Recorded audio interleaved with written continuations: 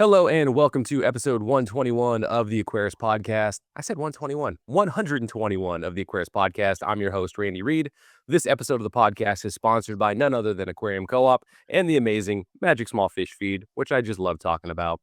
So Magic Small Fish Feed is a neutrally buoyant fish food that stays suspended in the water and gives fish at all levels a chance to eat. Magic Small Fish Feed is an excellent supplement to live foods when raising fry or as a flat-out replacement. I know personally from recently raising up White Cloud Mountain minnows and rosy barbs that you can go from fry to adult with Magic Small Fish Feed. So head on over to aquariumcoop.com. Go ahead and pick yourself up some in a 4-ounce or a 16-ounce size, depending on how many aquariums you have and how much Magic Small Fish Feed you want to feed out.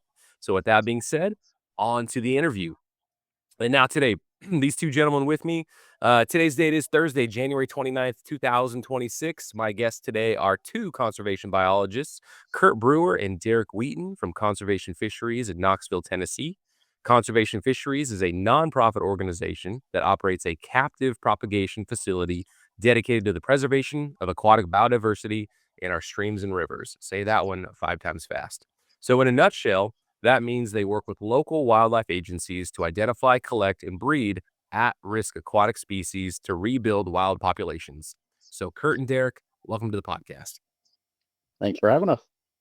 Yeah, absolutely. And I think you guys actually, to keep on my plug of Magic Small Fish Feed, you guys have some of this in your possession now, right? I sent some over to you, and you've been maybe feeding it out. Right now it's so cold in the back, and we don't really have any tiny little baby fish that for the facility we don't really have anything to feed it to. But I actually took a little sample home, and Good, it's been working well in my fishery. awesome. What have you been feeding it to, if you don't mind me asking? Man, what do I have right now? A little bit of everything. I feed a lot of baby brine shrimp, even to like bigger fish that I had, and so I've been substituting it a little bit. Definitely wanted to check out how neutrally buoyant it is. It stays suspended for a really long time, which is nice. It's a pretty awesome food. It is, I mean, we've just had such success with it from, like I said, like my rosy barbs, White Cloud Mountain minnows. I mean, you would be surprised at the size of a fish that will eat it beyond like their fry and juvenile stage. Like full grown rosy barbs are like, yeah, give it to me. I'm like 3 inches from, mouth to tail, and I'll still get down on this tiny, floating suspended food. So it's been awesome. We love it. And glad to hear that you're having success at home. Curt, you got to get a little sample, take home as well, try it out in your fish operation. So yeah, I mean, Derek, I think that's actually really cool. So you've got a fish room right now. Curt obviously has some aquariums behind him. Can you kind of unpack like what your aquatic journey has been, your Aquarist journey, and maybe a little high level of your own personal fish room? And Curt, if you wouldn't mind doing the same after. Um, yeah. So I was like the joke that my dad's a retired dentist, so of course I was like the little girl in Finding Nemo. Like he had an aquarium in the waiting room, and we had an aquarium at home, and so I grew up like helping him maintain that. And then I was always a nature kid, so I was catching bugs and reptiles and everything. And I guess when I was a teenager, I got really into angling and fishing. And then I think I caught like a little 3-inch bluegill, and I was like, what happens if I kept this in the aquarium? And so I started like dabbling with native fish and, just exploring all the diversity and everything. I worked at a local fish store through college. So, I've been in the industry, so to speak, a little bit, and then transitioned kind of into conservation. And I've always kept a mixture of, native fish, whatever is legal to keep and explore, and a lot of things that have never been kept in captivity before. And then, um, when I found out about conservation fisheries and what they were doing, I was like, oh, I get to be in the field and catch fish in the wild and also play around in aquariums. And that's like the best of both worlds for me. So, And you guys are both actually from the Knoxville, Tennessee region. Like, are you guys born and raised there? I'm actually from California originally. I grew up Okay. in Sacramento, and then I lived in Northern Virginia for a while. You have a Sacramento connection? I went to Sacramento State, and I lived in Sacramento for, like, 3 or 4 years, I think. Oh wow! Yeah, I Yeah, I was grew up up at. there until I was 16. Oh, that's hilarious, man. We'll have to once we stop, wrapping on the podcast, we'll have to share some good old 916 area code, memories. Yeah. And so you moved to the Knoxville area when you were 16, or is I lived in Northern Virginia for about Wow. 10 years. I went to school in Northern Virginia, the college, and I started out volunteering with the Virginia Department of back then it was the Department of Game and Inland Fisheries, but the state wildlife agency. Um, and then I ended up working for 5 years as a non-game fish technician in Blacksburg, Virginia, doing statewide surveys for non-game, rare and endangered fish in Virginia, and that's they do a lot of work with conservation fisheries, so that's kind of how I made that connection. Okay, very cool. And Kurt, what is your background as an aquarist? Yeah, so I've actually been in Knoxville my whole life. I actually live in the same neighborhood I grew up in until I was like 7 years old. Nice. Um, but I had a 55-gallon aquarium beside my bed when I was a kid for the longest time. And my dad is a professor. He teaches wildlife biology.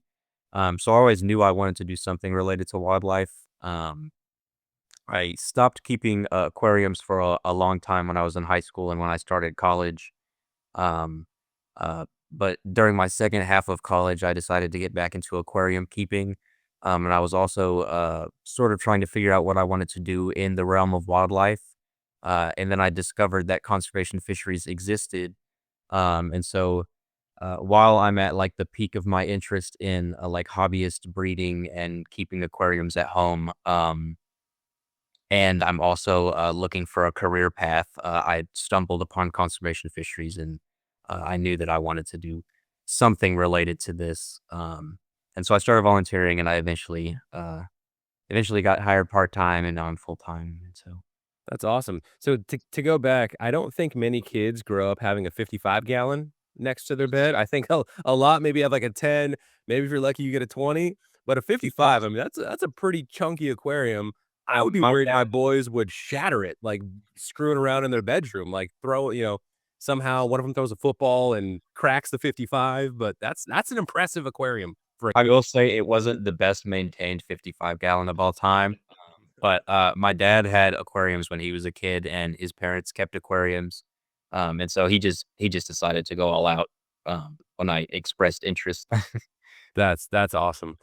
Yeah, my boys have had a 15-gallon and a 20-gallon in, their respective bedrooms. Right now, we just finally like, settled in our new place, moving from Washington to Idaho, and now we're here in Kentucky because the warehouse, we moved it from Seattle to Lexington.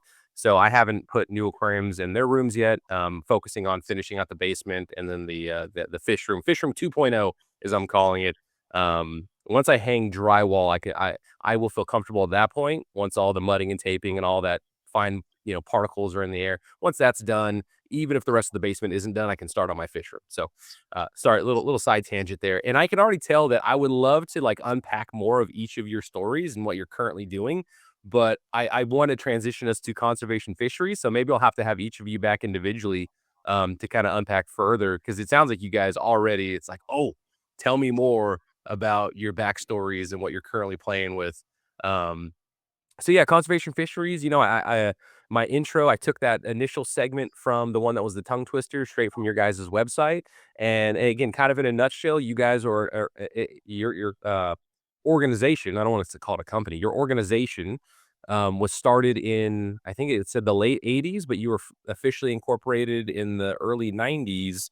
And kind of your mission is, hey, we have a lot of cool native fish, and I think the fact that they're non-game is a very important distinction because the game fish tend to get a lot of attention because of all of the revenue from fishing license, right? And the whole fishing industry, right? Like sport fishing, very important. I love sport fishing myself.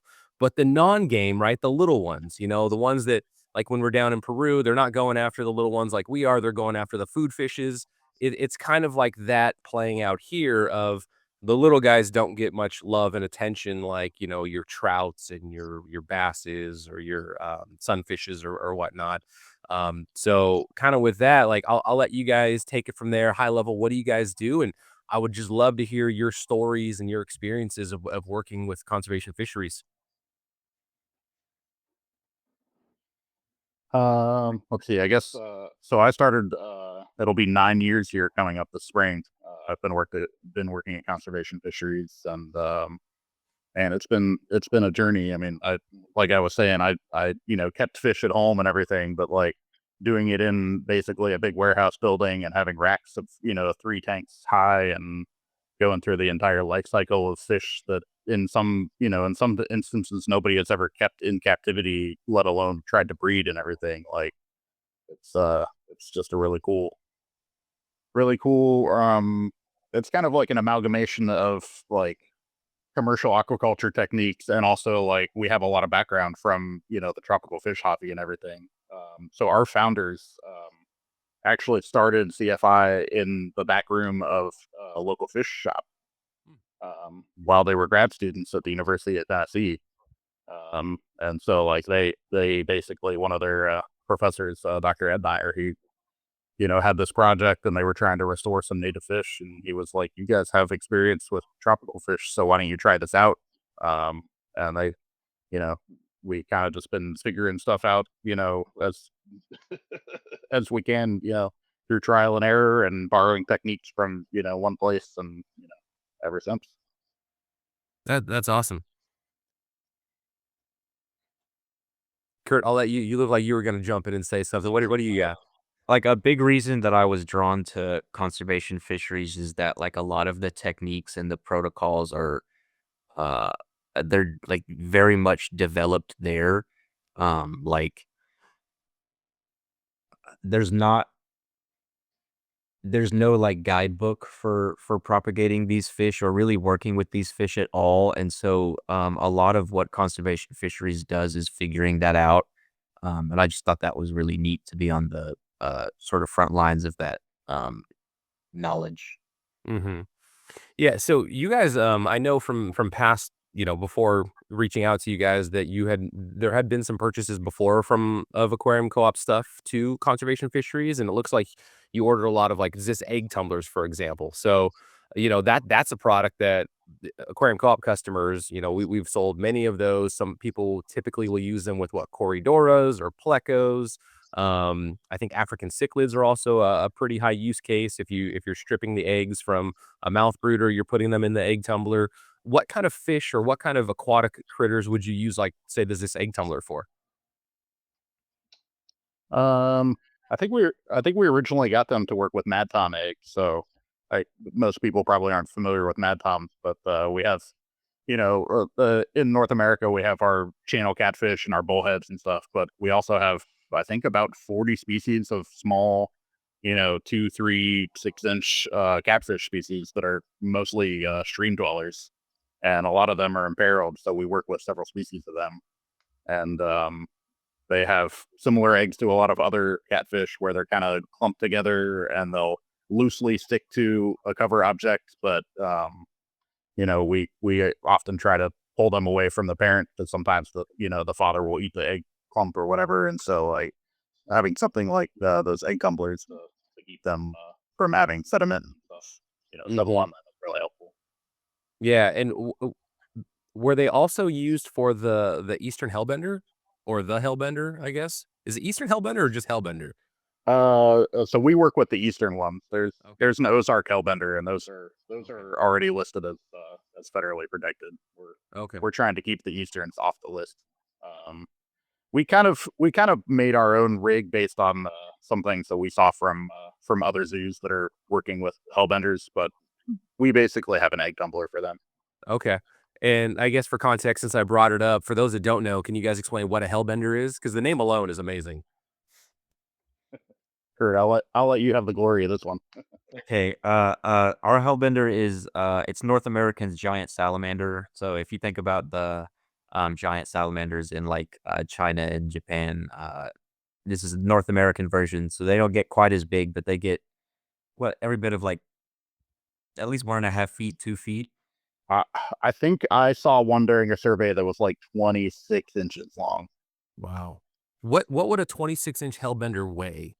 Because they look like chunky boys. Like, they look like they have some density to them.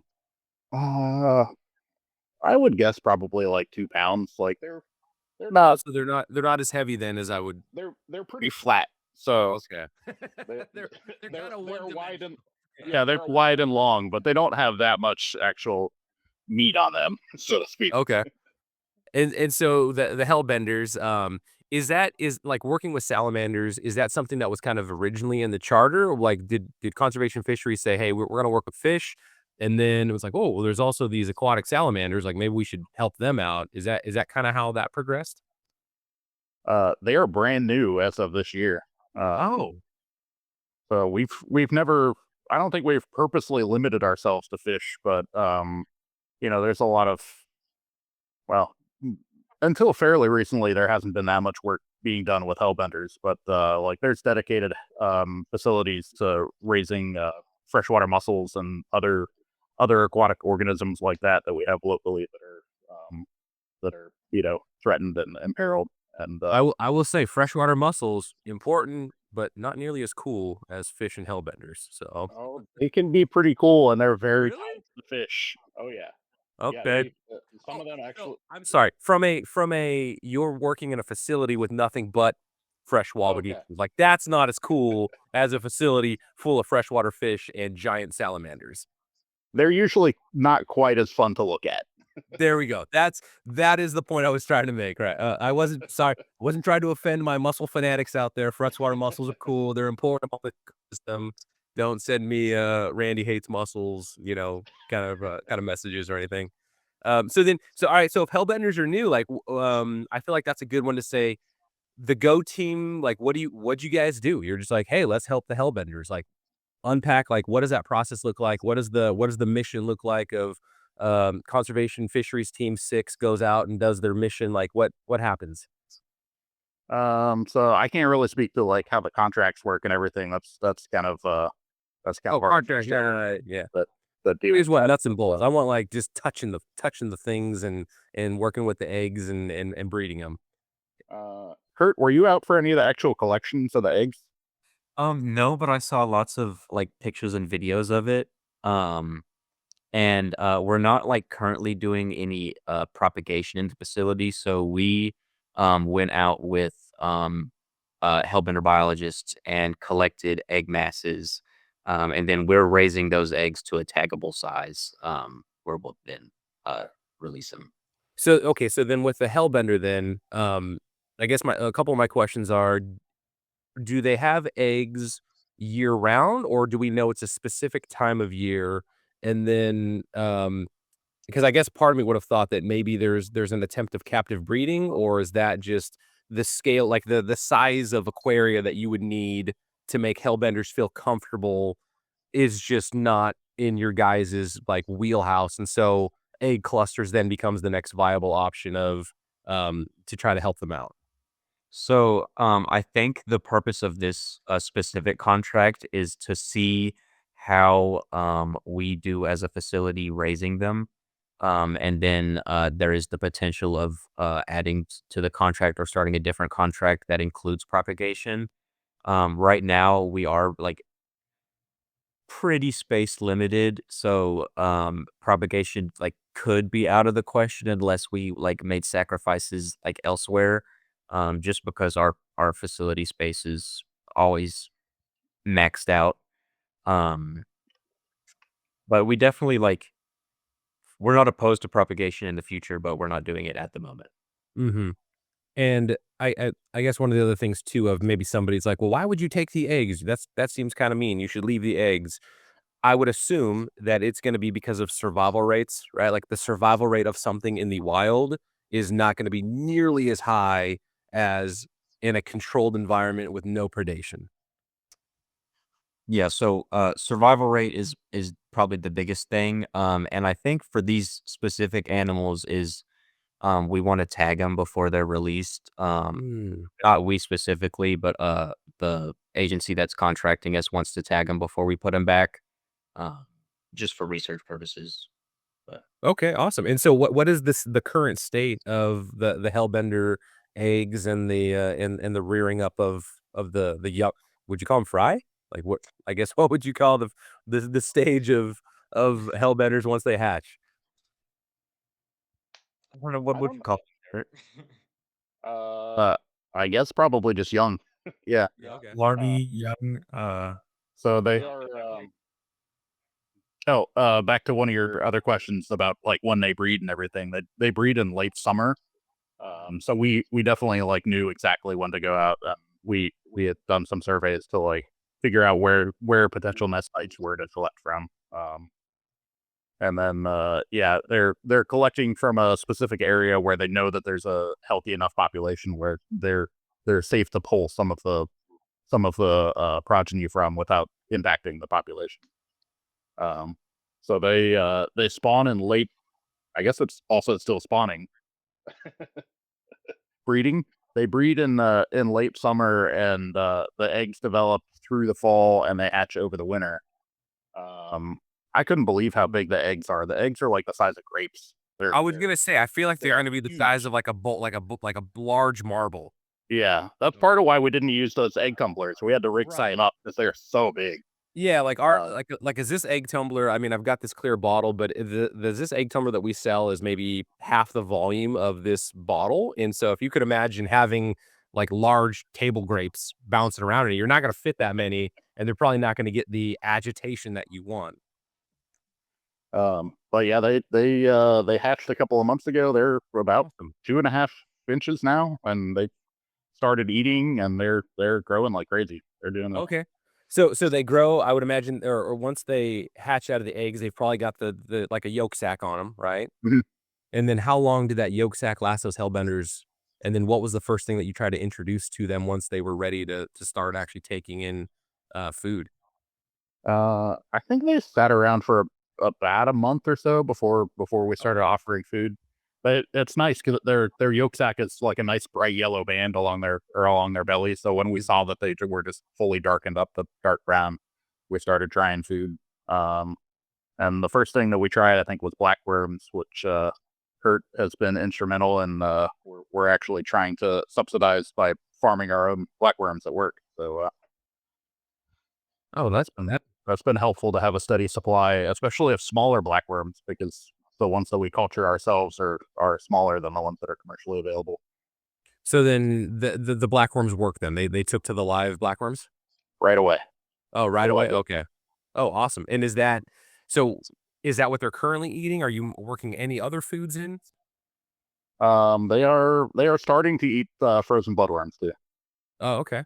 And how many eggs did you have? And then how many, like, what's the hatch rate? What's our success rate looking like, or survival rate, I would say? Think that they collected originally 46 eggs, and one of them was infertile, and we knew it wasn't going to be any good within the Right. first day or two. And otherwise, 100%.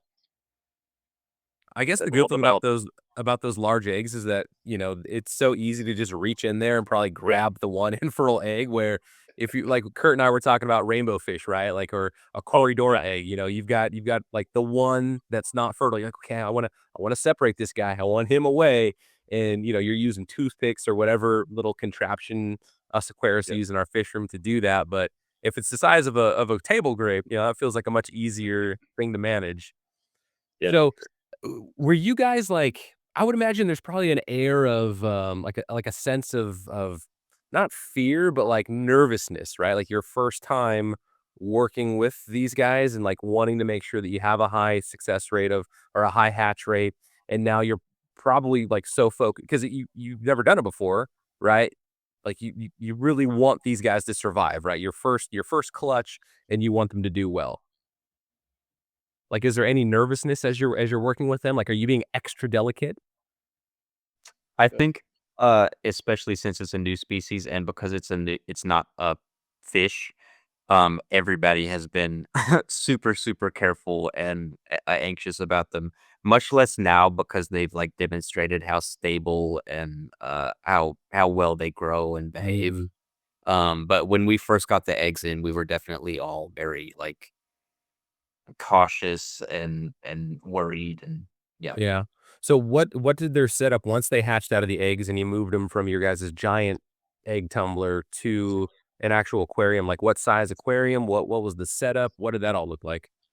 So to avoid like having them all like together, we have them separated in critter keepers within Uh, a larger aquarium. Um, but other than that, they're just in critter keepers with flow through and a little bit of substrate. And they have a little area that they get fed in.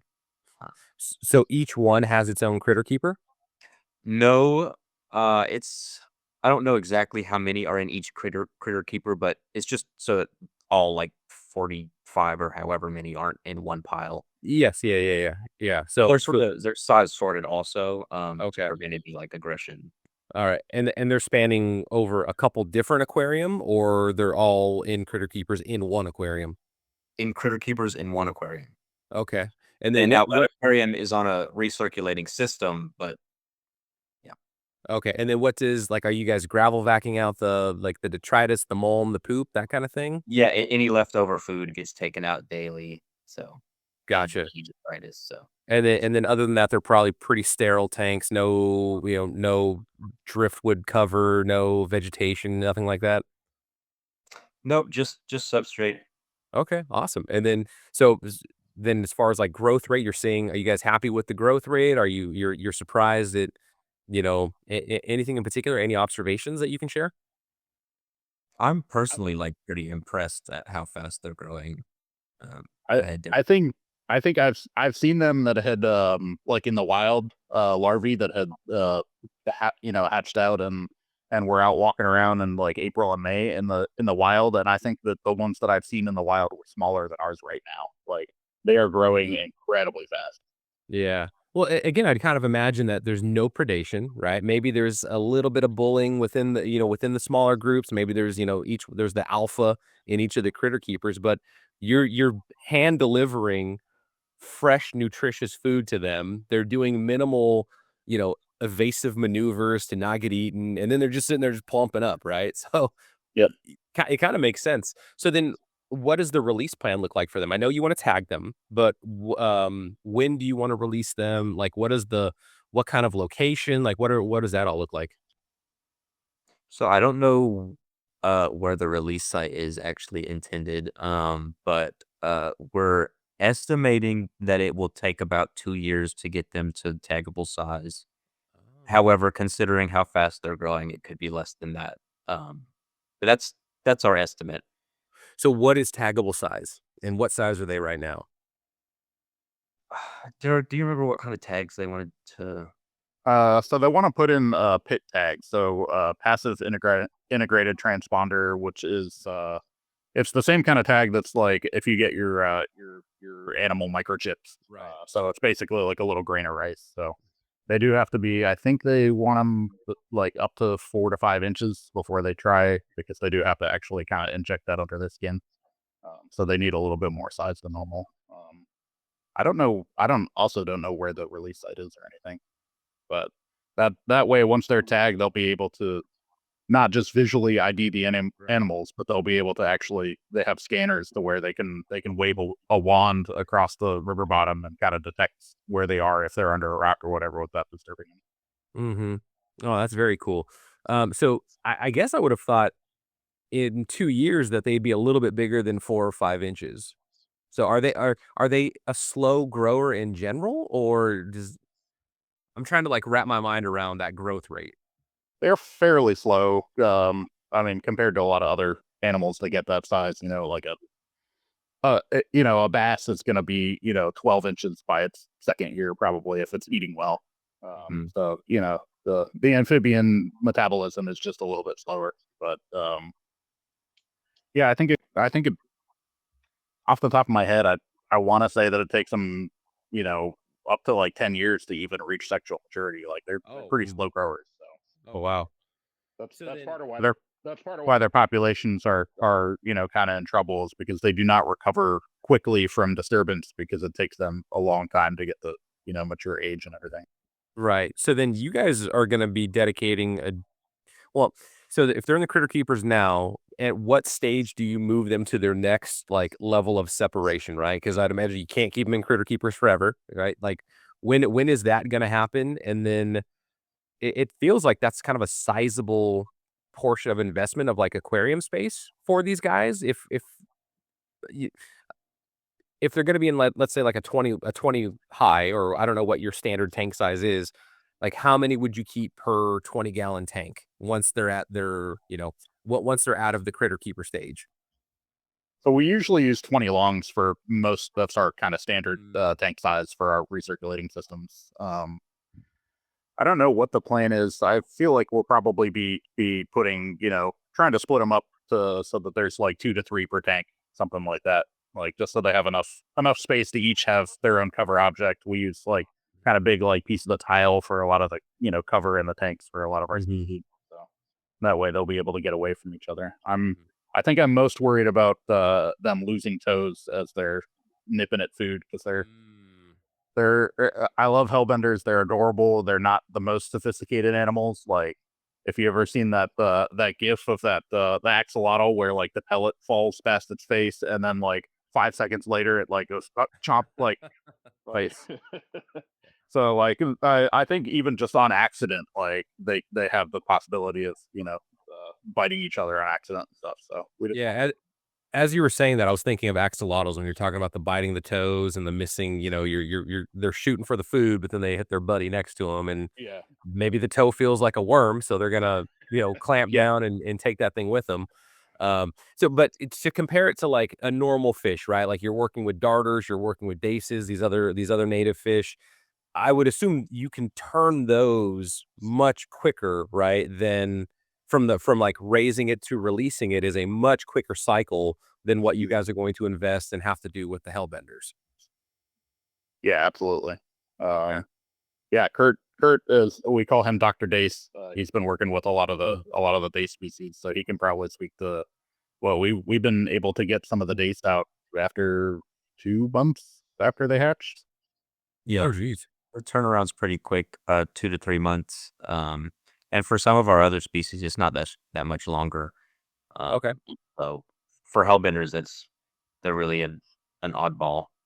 Yeah. No, very fun. So I think that'll be kind of the last of my hellbender questions. Then to kind of follow the same thread, but with a fish that maybe you guys are more comfortable with, do you have any stories or any particular species that you would kind of want to work through and explain, like from collecting to, breeding and then reintroducing back to the wild? Do you have any that stand out that you'd like to kind of walk me through and we can go through that?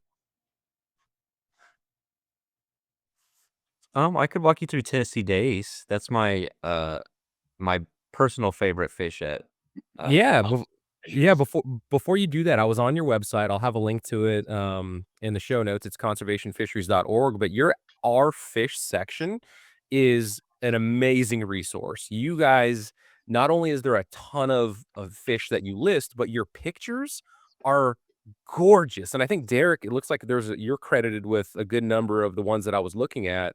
But man, you guys have got such a phenomenal resource. And then the Tennessee Dace was actually one of them that like, I've never seen this fish before. Like, the coloration on it is absolutely gorgeous, and I think what I'll actually do is let's do this. Let me see if I can do a little screen share and give our people that are watching something to take a look at. Entire screen down here, share, and then there we go. Yeah. So, yeah, take it away, Curt. So you can see why it's one of my favorite fish at the facility. They're gorgeous. They pretty much stay gorgeous year round. However, when they're spawning, they're absolutely spectacular. It's really hard to describe how colorful they get when they're spawning. But I'll walk you through the whole like process that conservation fisheries has with Tennessee dace. We've been propagating them for I think 3 or 4 years now.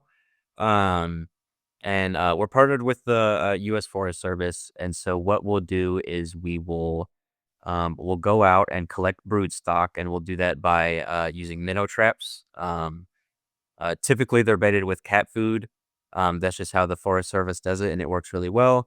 We'll bring them back to the facility. We'll quarantine them, make sure they don't have any parasites, make sure they're getting healthy. We'll put them in a recirculating breeding system, and we'll hold them there until it's their spawning season. I don't know if we've talked about this, but the facility is like the temperature and the photo period in the facility changes throughout the year to sort of match the seasons. That way, our fish can get a natural winter and a natural spring and summer and all that. And so we sort of like have to hit each species' spawning season as it comes to the facility. And so when it's time for Tennessee dace to breed, they're a nest associate. So in the wild, they would spawn in association with minnow nests, chub nests, typically. And so a chub will take all these similarly sized large pebbles, pile them up at a nice pile. So that there's all this like beautiful interstitial space. And they'll spawn over that, but also a whole host of other species will use that nest to lay their eggs also. Tennessee dace are one of those. And so to mimic that in the facility, we'll just pile up a bunch of rocks in a similar size, sort of playing the role of the chub. They see that big pile of rocks with interstitial spaces, and that's enough of a cue to get them to spawn typically. We do have some other cues that we use to get them to spawn, but the chub mound is sort of the biggest one. Um, Is that what it's called? The Chub Mound? Because that's a hilarious name. that's what we call it. Okay. The more professional name is like a minnow nest. But Chub Mound is better. I agree. Chub is the fish that makes it, and it's a mound, so chub mound. Um, Well, you said the word interstitial. What's interstitial mean? so like the spaces in between the rocks. So the idea is that when they lay eggs over the mound, all the eggs fall into the spaces between the rocks, and they're protected there until they hatch. Okay, so it's like you want to breed some a tetra or a kerosene, and you do the like marbles, right? The marble trick of getting the eggs to fall. Gotcha. Yeah. Okay, cool. And so to collect the eggs, we've been doing this like false bottom method.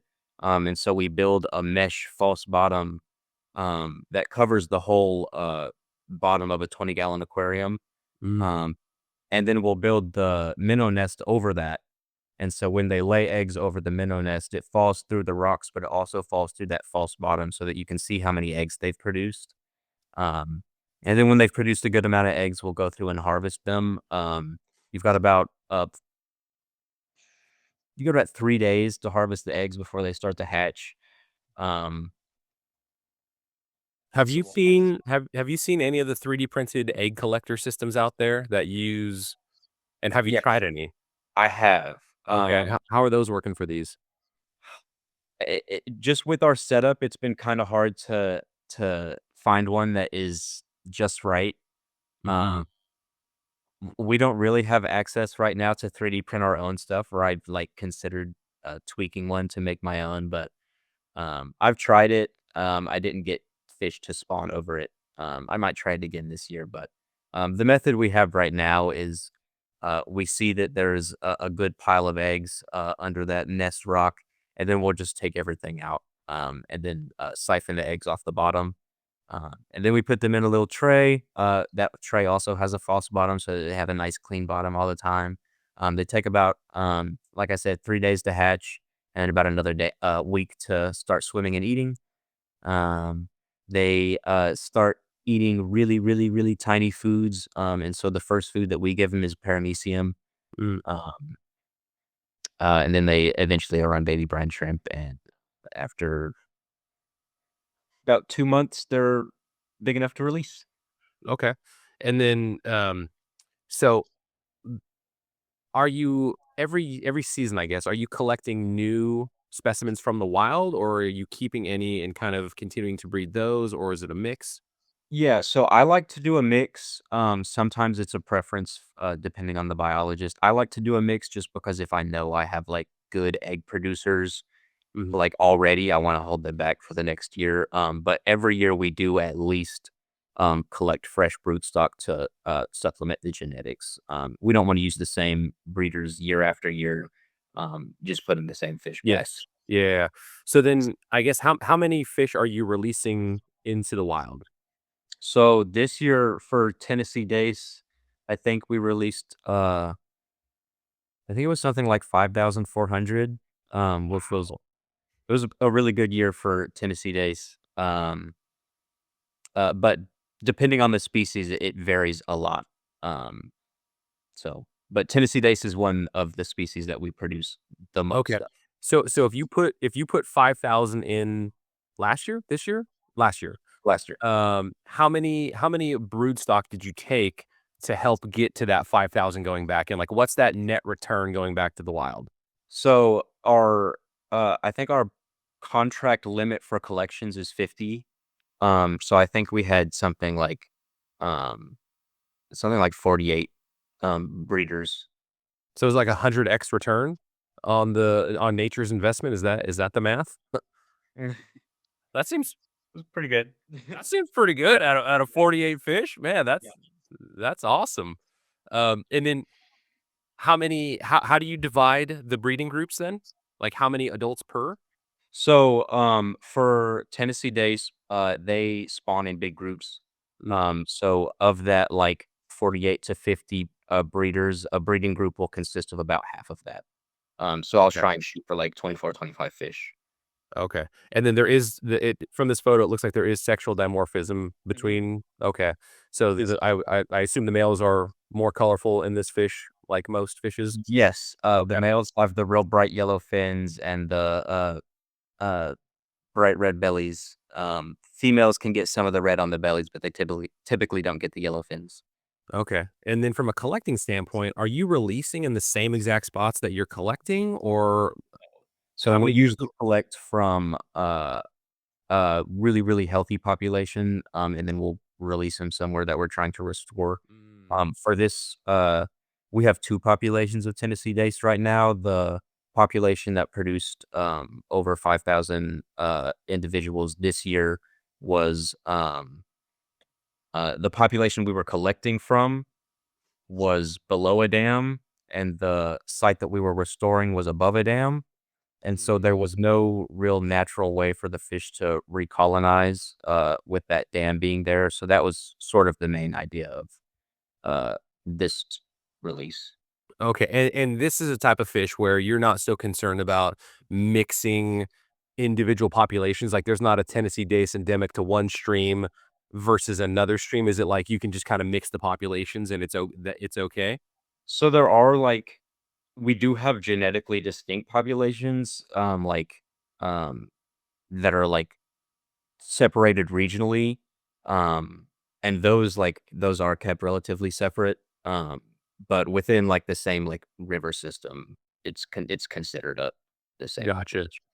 And so people seeing this on the screen, I think this is of the ones I clicked in, this was your most detailed, of the species pages because I love that you showed your breeding setup. And Kurt, I'm wondering if you even knew that this was so detailed on the website. But yeah, here's the false bottom. Here's the what do we call it? The chub pile. Yeah, the chub mound. Okay, the chub mound. So we got the chub mound here. You can see the males and females, and you're keeping the water level pretty low in the tank. Yeah, for that tank, I'll keep it actually at the level that my hand is at, and I'll have the flow in that tank actually going really fast. Interesting. I'll try and, sort of, like, change as many parameters as I can between their holding system and their breeding system to do as many different things as I can do to trigger a spawn.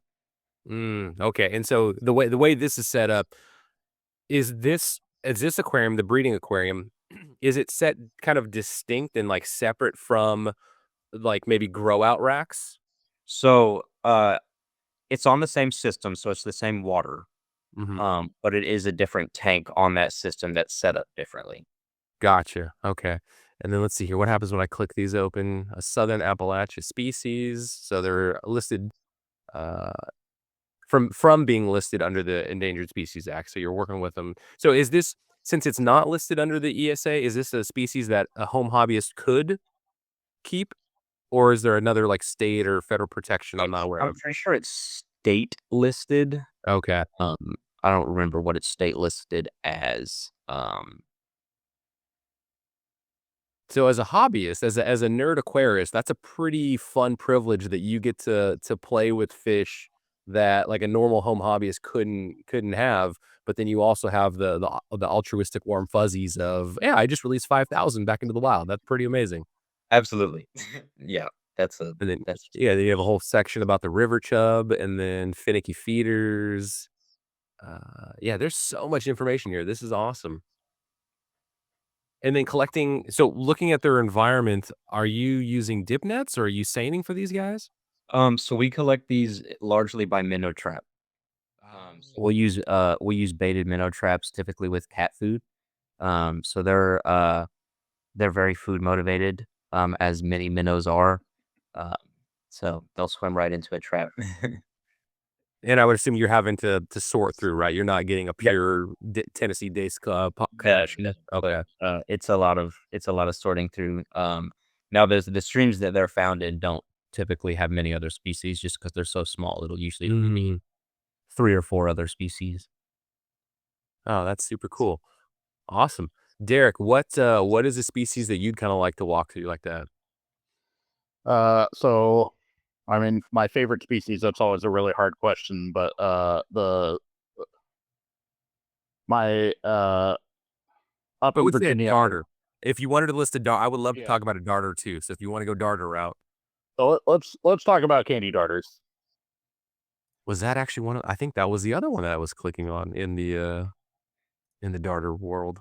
These Oh single yeah. sheep fish in the Yeah, I was like, oh, what's the most beautiful fish? Let me click on that one and take a look at it. I think they're a contender for the most beautiful fish. Um, yeah, so I worked with these guys when I was up in Virginia working for the state. They recently, I think 3 or 4 years ago, got listed as federally endangered. And they're yeah, throughout their range in the New River in Virginia and West Virginia, they're having a pretty rough time. There's some hybridization with a closely related species that got introduced into part of their range. Um, so we were contracted to do a project with these for Virginia, and this past year was our first year working with them. Um, and so the darters are definitely pretty different from the minnows that are broadcast spawners. These guys we use we have a pretty specific gravel that we use that has like a nice fine grain, but it's got enough like those interstitial spaces to where the eggs can fall in and not get smothered. But these guys are egg barriers, so they actually the male will kind of mount on top of the female, and when they spawn, they wiggle like a lot of fish do when they spawn. But they actually work themselves into the gravel when they do that, and they deposit their eggs an inch or two into the gravel so that. So like a killifish, in well certain killifish that spawn in mud. Yeah, yeah. They basically do the same thing that a killifish would do in a yarn mop, except that they bury themselves in the sand partially when they're doing it. Hmm. And so yeah, their eggs are somewhat adhesive too, so I think that helps keep them in the sand. But generally, like they're just buried far enough to where they stay put in the flow of the river, but they also get some oxygen from the water that moves through the substrate. Hmm. So for those, most of the species that are egg barriers like that, we passively collect. So instead of actually going in and siphoning out the eggs or anything, we just let the eggs develop in the aquarium with the adults. And when they hatch, they will swim up into the water column. Again, these guys live where there's a lot of fast flow, so we have power heads and fans and stuff in the tank, and they're all recirculating, so there's an overflow in the back of the tank. So the fry will kind of float around in the tank until they go down the overflow, and then we have a catch basin on the overflow that's nice bright white. And whenever there's fry that are swimming around in there, we can see the fry and catch them with a turkey baster and count them and get them set up to grow after that. Okay, so that's a strategy. I was immediately going to ask, like, how many fry are you losing to your overflow? But you're actually you're that's a part of the strategy of collecting them is actually doing that. Okay. Does that overflow? Does it since you're on a recirculating system? Is it one tank, one like catch basin overflow, or could there be multiple darter species that you're turkey basting out of this collector? So From each different each tanks. species each species has its own recirculating system. Ah, Um, so yeah, just for biosecurity and stuff, but also yeah. just to avoid having to have any mixture like that. So we can sometimes plumb multiple tanks into one catch, depending on what our flow through rate is and stuff. Because the catches, if you put too much water through the catch, then the fry will just end up impinged on the screen, and so we have to kind of moderate the water flow Mhm. so that they end up in the catch, but also don't get injured in the process. And so predation from the adults are I know darters stay on the bottom surface. I've actually gone collecting in a local park here, our veterans park has a nice creek that runs through it. Mhm. And so I've taken my boys with dip nets, and we've caught darters, we've caught crawdad and creek chubs. And I think I've actually gotten fantail and rainbow darter out of a creek, which we're releasing them back into the wild, but really cool to do that. So and again, knowing that the adults stay on the bottom rocks and they're darting along the bottom, they're not following the young up to the surface, and or they have just no interest in predating. I think it's more so that the fact that the larvae are so small that they're mostly transparent, and I don't even think the adults generally see them. Um, Oh, okay.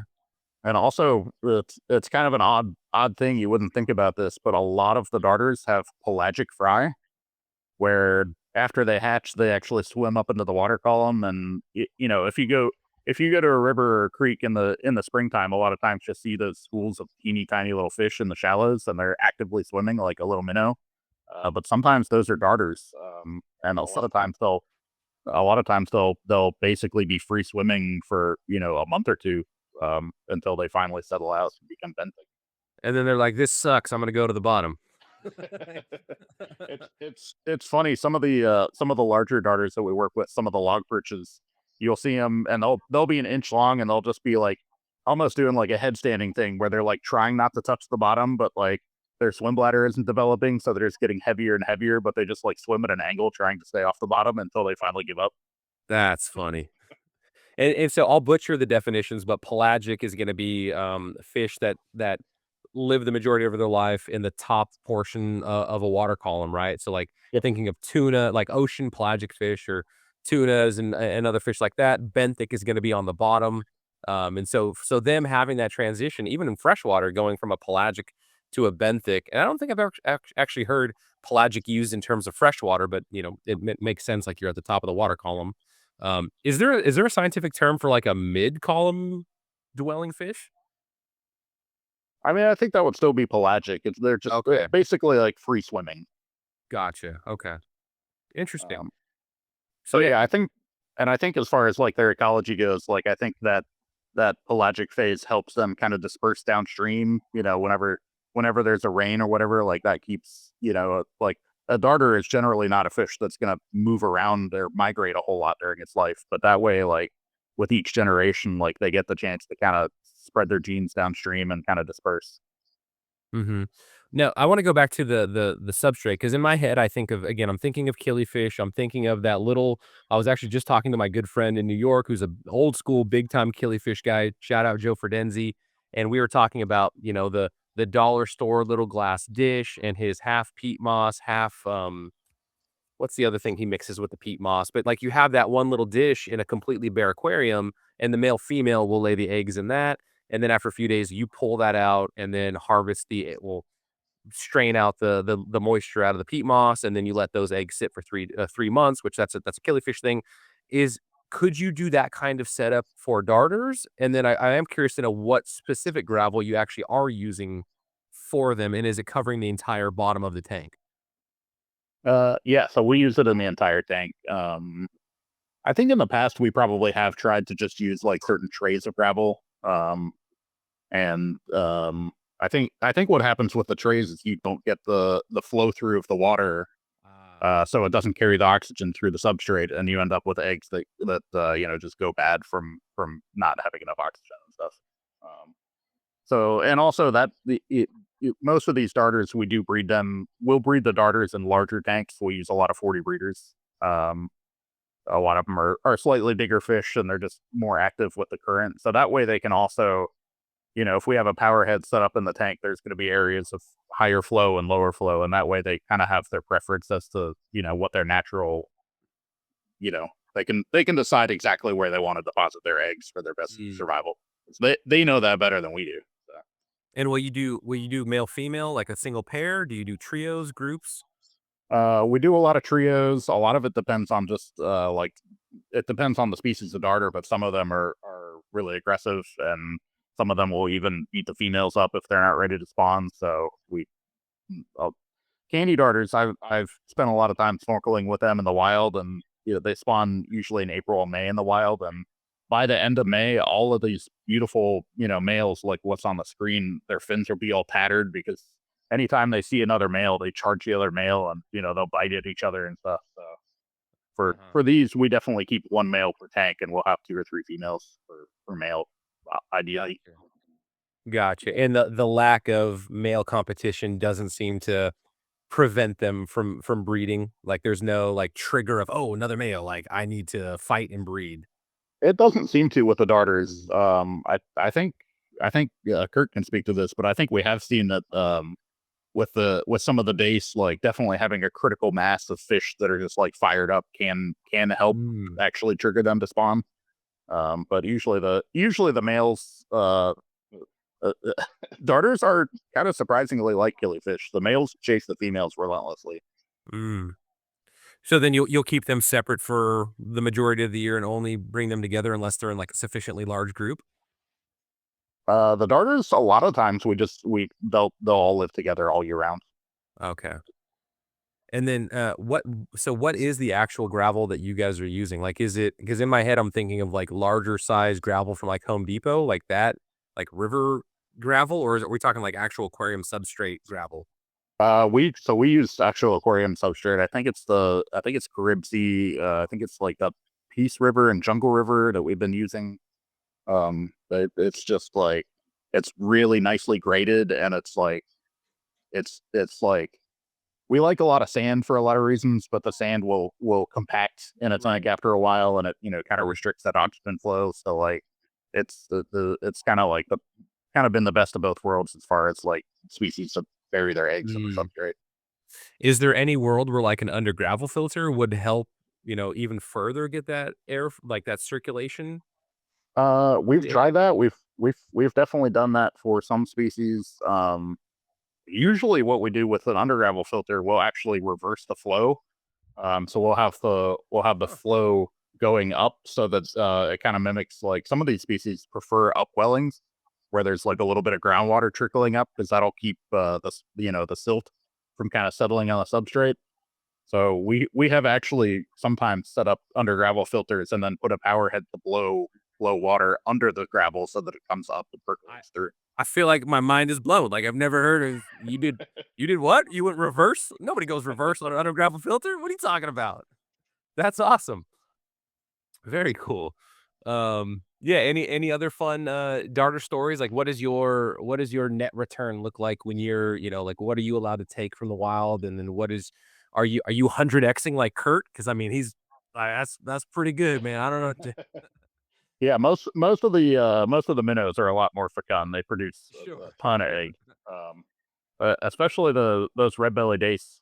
Some of the other species that I've worked with too. Like the females actually look like they're about to burst before spawning. Like Mm, they get absolutely swollen with eggs. So the candy darters, uh, we kind of surprised ourselves with how well we've done this past year. I want to give a shout out to my coworker Crystal. She was kind of the species lead on them this past year, and I think our contract has us limited to produce or collect between 15 and 20, and I think this past year we had 14 broodstock fish. We had like 5 males, and the rest were females. And I think we released just shy of 1,000 fish. wow. That's awesome.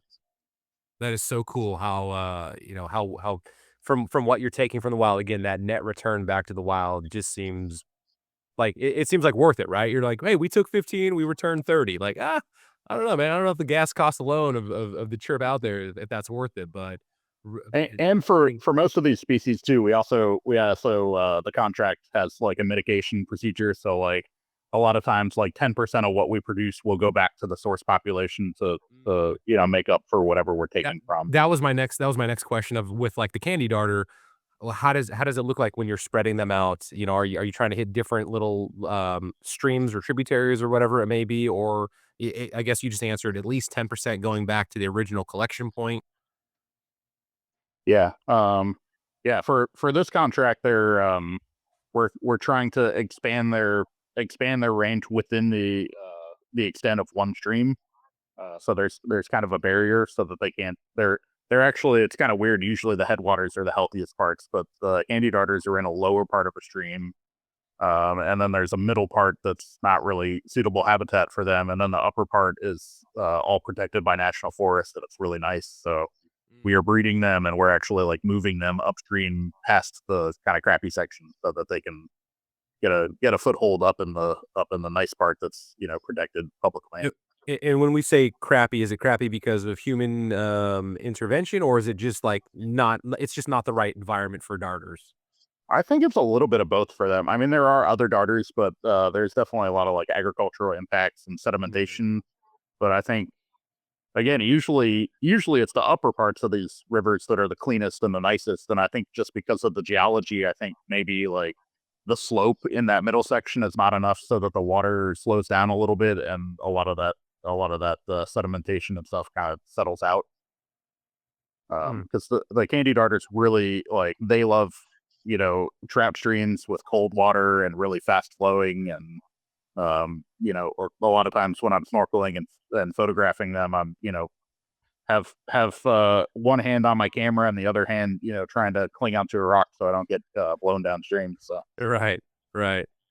And then going back to like, so I know we kind of left it at when you're extracting from the overflow collection as the larva or the larvae get pushed over the screen. They're in the collection bin. They're separate from the adults. You're noticing fry.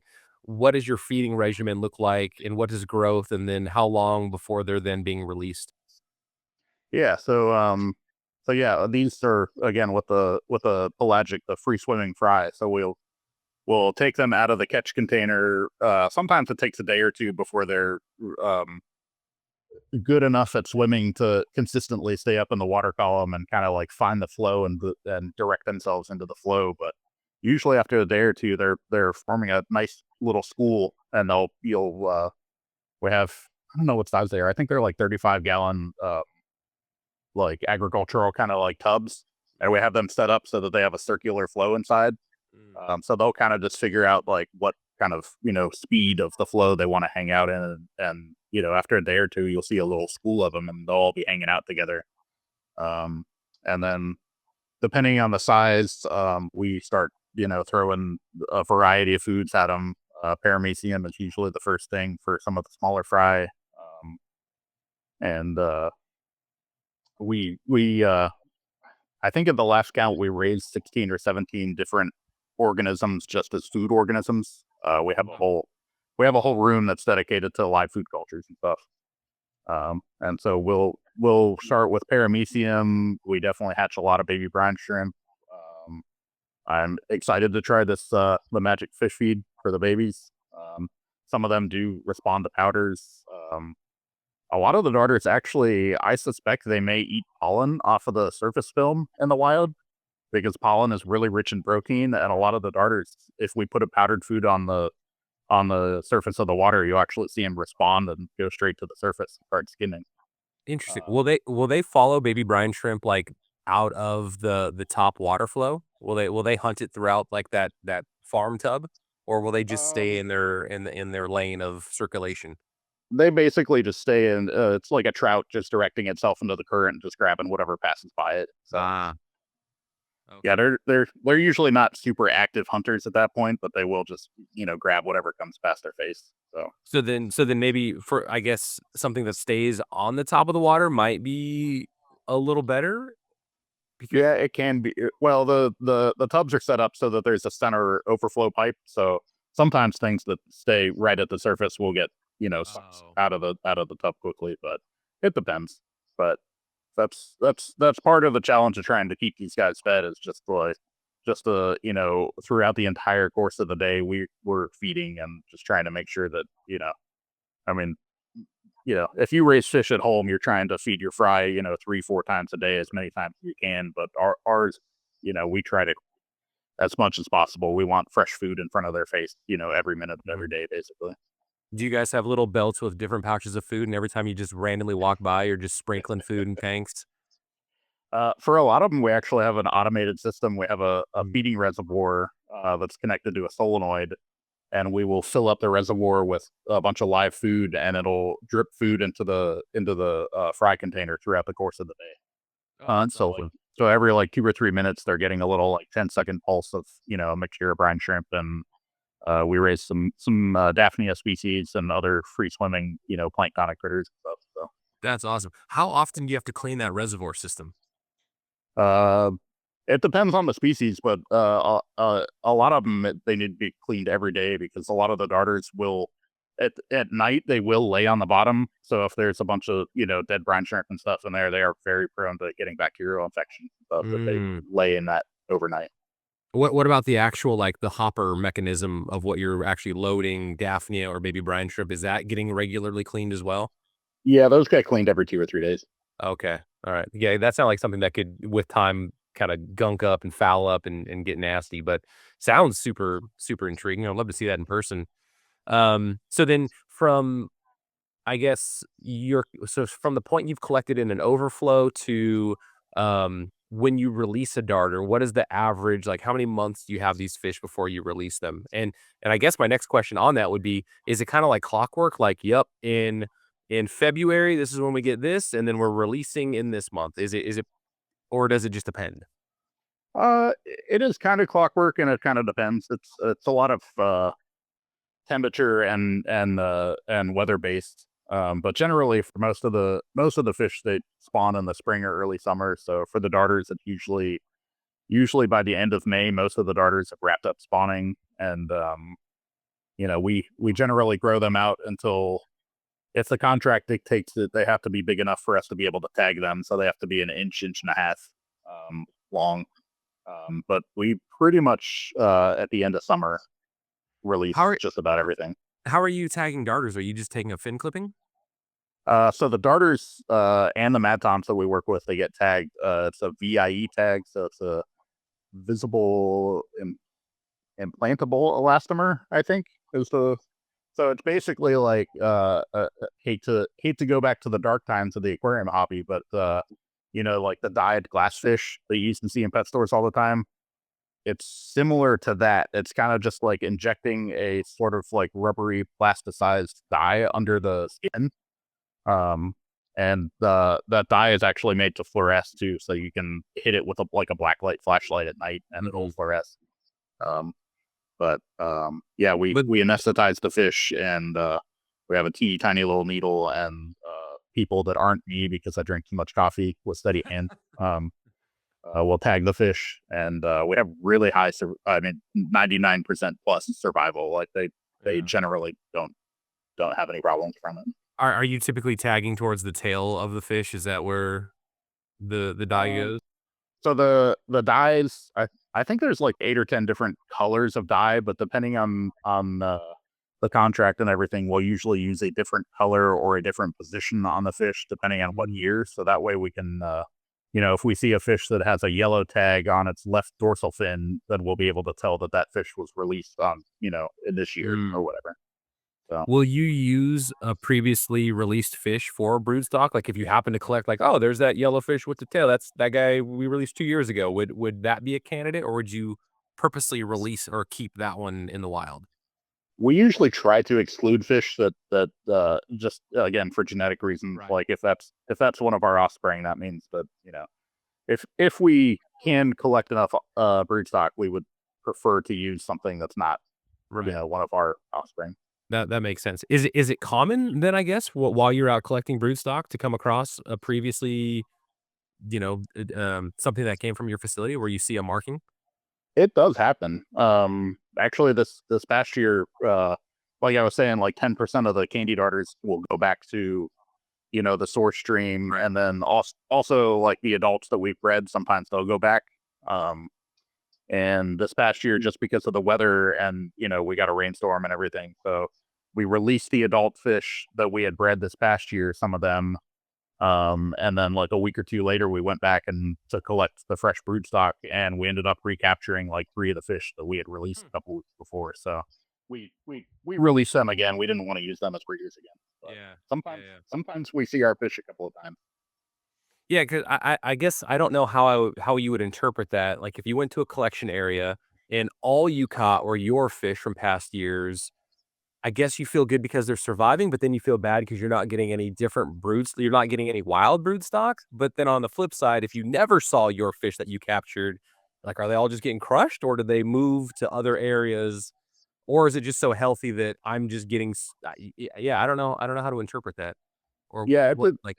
it it definitely depends on the situation on the stream. And a lot of these reintroductions, you would think that if the habitat is suitable, you would release a bunch of fish and they would take off. But Mhm. there's been projects where we've worked and we've stocked fish for 10 or 15 years before we started seeing evidence of wild reproduction. Mm. And so sometimes I think you just have to keep putting fish into a creek until there's critical mass and they're able to find each other and start breeding on their own. No, So when you get so sometimes seeing an untagged fish is the most exciting thing because that right. means that, hey, that one was born in the wild. Right. A collecting method for darters, are you dip netting? Trap? Um, we do a lot of seining and a lot of them actually. We will snorkel with the hand just aquarium nets, and that way we can select what we're catching, and if we're specifically looking for more males or more females or whatever, we can catch See, those. that's impressive because in my experience with the darters, you kinda have to, like, do a downstream rock, like, lift in order, and with the net downstream, right, you lift the rock, and then you'll get your crayfish, and you'll get your darters will just naturally they'll just rush downstream, so you're lifting upstream, and then that's how I've been able to catch darters before, 'cause I feel like, the true to their name, like, the moment I'm like, "Ooh, you're a darter, I wanna try to catch you," they're just gone. Like, they're gone as I get close. Well, not to downplay your skills of catching darters or anything, but You if should, you're you catching should. if you're catching darters, you're probably catching a small fraction of what's actually there because they're incredibly smart. And if you put a seine down, they will find a way to get under it and dig into the rocks, or they will get around it. Like for a fish that stays on the bottom, and you wouldn't think that they have great long distance eyesight, they usually know what's up, and they're pretty good at getting out of mistakes. So They have I don't know what a good parallel comparison is, but they have that craftiness to them when you're watching them yeah, move around on a rock and look around, you're like, there's a little bit more going on in that fish brain than, no offense, but like a dace or a chub or something, right? Like, I feel like there's a little no, bit more happening with a darter. so one of my favorite the It's like darters a are goby. Like, when you see like a goby fish, yeah, you see a goby, you're like, you seem like a little crafty sucker, the way you move around. you're building something, yeah. You're tunneling. So some of the darters, the bigger ones, are called log perch, and they're really cool. They're one of our favorites. They have like a long, like kind of pointy snout, and in the wild they Are they yeah, on the yeah, foot? you can, Oh, here we go. yeah, there's Common a dog says Conestoga log perch, yeah. Um, so all of the log perch they have in common a really cool hunting method where they will actually use their snout to flip rocks over to grab mm. bugs underneath. And I have watched them do this in the wild, and I've seen them find a rock that's, probably a little bigger than, is easy to flip. And I've seen them actually swim around a rock and check it out from all different angles to figure out the best way to get leverage on it. Like, Well, look at his eye. there's, Look at there's, his little, like, his eye just looks like he's, like, just judging right now, like, he's yeah, thinking. there's some intelligence there. They're really cool, That's and hilarious. they definitely learn to beg for food too. Oh, nice, nice. What, is there and maybe some of this is legal, but, like, if somebody wanted to play with darters at home and breed darters, to maybe share with their local fish club, what would be a good starter darter? There you go, that's a fun rhyme. Well, you were mentioning rainbow darters earlier. Mhm. They're Rainbow darters are great. They're one of the few darters that's actually, I think they're in the aquarium hobby, like over in Europe and stuff, because they've been Right. exported. Um, but I mean, the biggest thing with like collecting your own fish is just being legal about it. Every state has different regulations. Like in Tennessee, like we basically can't collect wild fish to keep in an aquarium. But a lot of states you can, collect up to 10 of a certain species or whatever. So you just really have to have a fishing license and check your regulations. Um, I'll put out a real quick plug for the North American Native Fishes Association, or NANFA. I was, dude, Um, we're on the same wavelength, man. I was just about to bring up Namfa because what I wanted to say is that so many people don't know how beautiful like the fish that we have. Sure, we've got a lot of little silverfish, but we have some pretty darn beautiful fish. And I know there's like European guys that are like, man, your oh yeah. biodiversity of little fish is pretty awesome in America. So I'm sorry, Nampa, go Derek. So I guess I left this out of my bio, but like when I was a teenager and I was starting to like look into keeping fish in captivity, like NANFA was kind of one of the first like search results that I came across.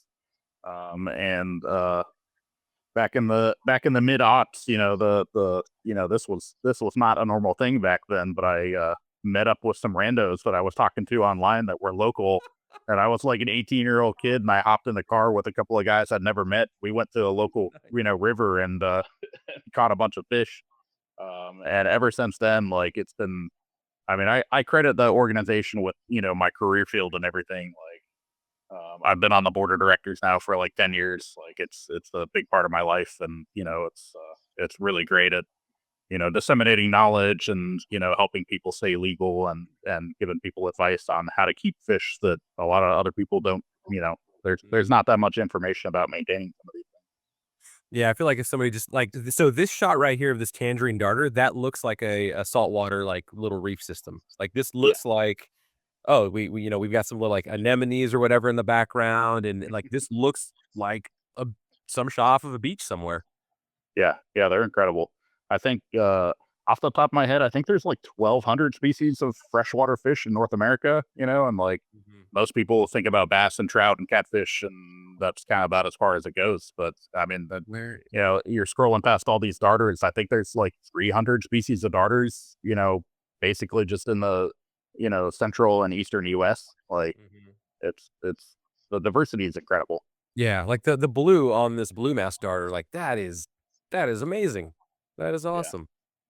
Um, I would love to see give you guys an assignment of having somebody go through and like really continue to build out your fish list catalog and show the even if it's like the same repeated shot of like your breeding setups. I mean, that is just even this though. This is such a good resource what we're looking at right now.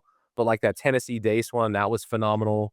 But again, like just looking at all of the fish that you guys have listed and the information, like this looks like a oh, man, what is that, it's a saltwater fish, lingcod. This looks like a lingcod, because Oh lingcod yeah, I can see does that. include Yeah. the boulder darter, that's a chunk right there, that should be the fat darter. He's living good. Yeah, they get about 4 inches. They're pretty impressive when you see them. They're meaty. Yeah, I love how you guys show the native ranges, if it's applicable, the threats to them. You kinda use the same icons throughout. Oh, there's a little shot. Assembling a love shack, okay. Tell me about the love shack with the boulder darter. You wanna go for that one, Kurt? Sure. So, uh, these darters actually lay their, eggs, under boulders, as you would imagine, and so we figured out that they like a specific angle, so what they'll do is they'll flip out upside down, and they'll lay their eggs, adhered to the underside of the boulder, and so to mimic that in the facility, we'll take 2 slates and lay them like this with a little PVC divider in there that you can see. And that angle sort of mimics a crack in a boulder that they'll or the crevice under a boulder that they'll go up into and spawn. And so we call them love shacks. But then to harvest the eggs, we'll just pull those slates out and put them in an incubation tank, and they'll hatch off the slates. And because you said that they're pretty adhesive, right? They're They're targeting. super adhesive, so Okay. it'll be a tight adhered clump to that slate. That's awesome. And then in this particular picture, the person servicing the tank is wearing a glove. Is that because the boulder darter likes to bite, or is that just It's probably because the water's cold, to be honest. okay. So it's just personal preference whether we have gloves on or not, but Okay. And oh yeah, here we go. Boulder Right. darter eggs. Very cool. See, look at all man, people just need to nerd out. Like if you're bored at work or at home and you're like, man, I've already looked at my news for the day. I've already looked at whatever other hobbies. Go to conservationfisheries.org and just go through their fish lists. you guys have put so, and I realized I was like, yeah, you guys should do more, but like you already have so much on this thing on this website. Um, so I want to wrap it up because we're rolling up on an hour and 20. I want to be respectful of your guys' time, but right now in the winter time, so we've been talking a lot about breeding and your spawning and your facility, mimicking nature, right? Like I would imagine things are probably pretty calm right now at the facility. Like the wintertime, are you guys writing papers, kind of reaching out to organizations to work with? Like what is winter time? What does end of January look like for you guys at Conservation Fisheries?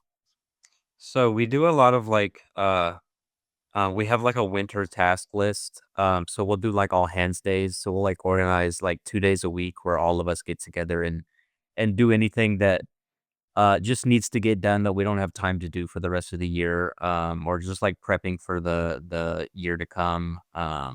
That and a lot of like writing reports, catching up on stuff that we weren't able to do when we were in the heat of spawning season. So Because right now, your livestock, I mean, with the exception of like the hellbenders we talked about, you shouldn't have any fry or any young that are right. paying up.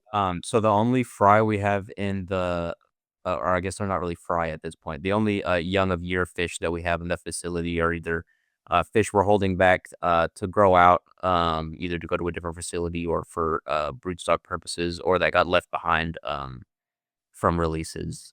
Besides that, we just have like a relatively small number of broodstock for a handful of species, so it's pretty quiet at the facility at the moment. Okay, and then the feeding regimen, you guys are kind of matching the wild. You're feeding much less than you would normally would. Yeah, significantly less, focusing on live foods, just a lot of stuff. A lot of fish just, like, shut down almost completely when it, drops below a certain temperature, so they just stop eating. So, what is the temperature of the water right now in the aquariums? Do you know, Derek, off the top of your head? So we've been actually over the holidays. Usually, we try to let it get down as cold as it will in the over the Christmas and New Year's because there's not that many people anyway. So that's a great time to reduce the feeding as much as possible. But of course, we had like 70-degree weather that week. It was a struggle to keep the facility cold. So right now, with this cold snap that we've had and this winter storm and everything, we've actually been able to get it down into the mid 40s. Mm. And are you Uh, using chillers, or what's the method to get that lower temperature? so we have automated thermostats that'll we have fans and vents that'll turn on and suck cold air from outside. But Oh. it's weird because in the afternoon sometimes we have to turn on the AC to keep the temperature from getting above 50 because Mm. we're always fighting. So how are you managing, like, as humans going into this cold environment? Like, you're bundled up, right? But then when you have to reach into a tank, are you just pulling sleeves back? Is there a lot of vest action going on? Like, what is that like, That, what is your attire like? that's where those full length gloves come in. Ah, okay. But Gotta it's get still in. not pleasant even with those, but it helps. Gotcha. And then I think the last thing, so how can people support conservation fishery as well? Right here on this shop button. You guys, and Derek, you're actually wearing one of the pieces of merch. You're wearing the Yep, sickle darter shirt. And so yep. this is kind of another thing that I was so surprised at. You've got an absolutely beautiful poster for fundraising, and you've got some really cool merch, some really cool t-shirts also.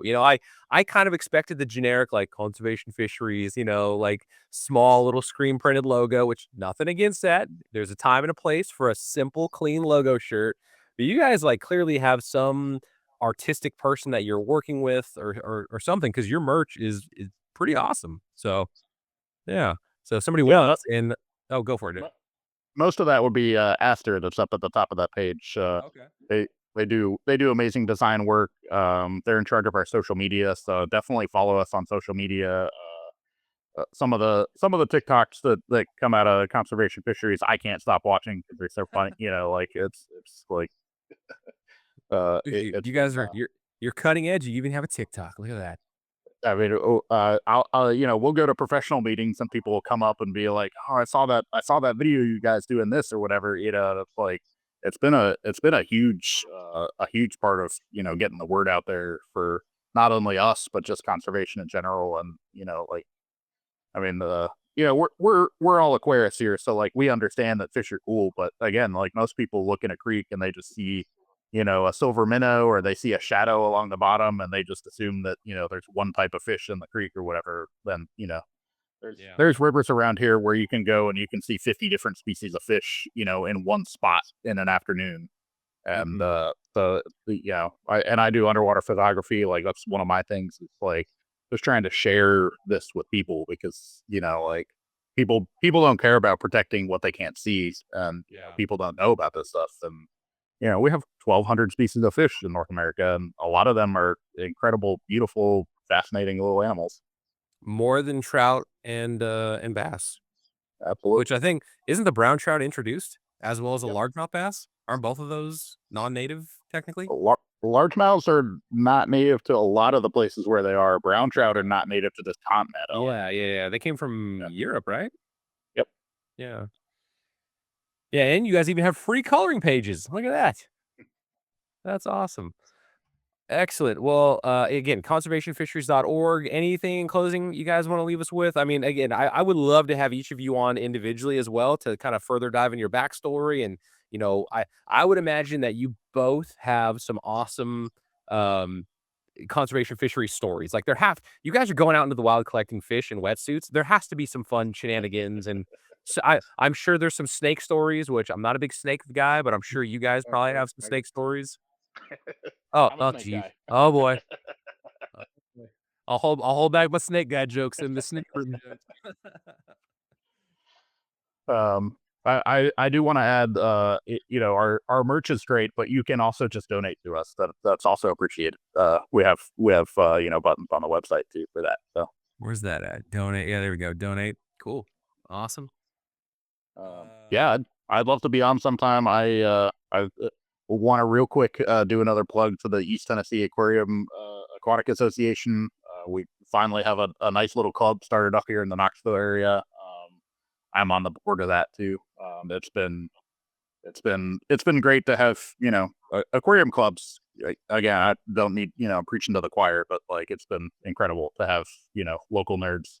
Mhm. Um, and I had almost completely gotten out of tropical fish keeping, and Heresy. had just been Heresy. focusing on How dare you? native and temperate fish. And now that there's a local aquarium club, I'm breeding Odessa barbs, and I got Oh, pseudomugal, and fun. I got a fista, I got a little bit of everything. So All right, Derek. So what we need to do, all right, we need to work something out where I'll come and talk at your club.